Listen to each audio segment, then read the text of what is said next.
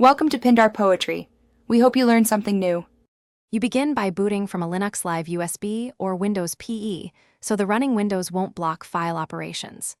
Once booted, mount the target HDD and immediately copy documents, desktop, pictures, and any app data you need to external storage or another partition. This preserves files if a deletion goes wrong. Make a full disk image, or at least a partition image now, because once you remove system files, you can't easily revert. Proceed only after backups complete and verify file integrity. You now remove Windows system directories without harming your personal files.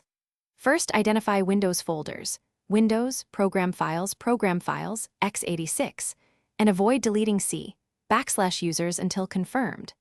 Change ownership and permissions as needed so you can delete protected files.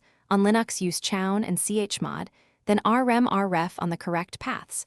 On Windows PE, use tcon and icackles before del and rmdir. Move slowly and target only system folders.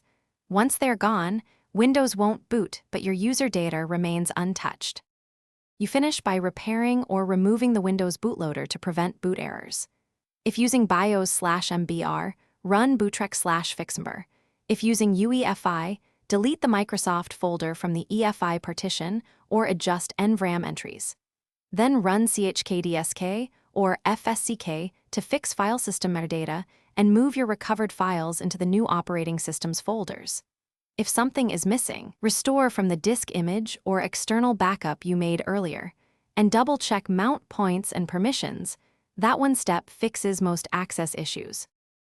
Thanks for watching. Consider subscribing if we helped you.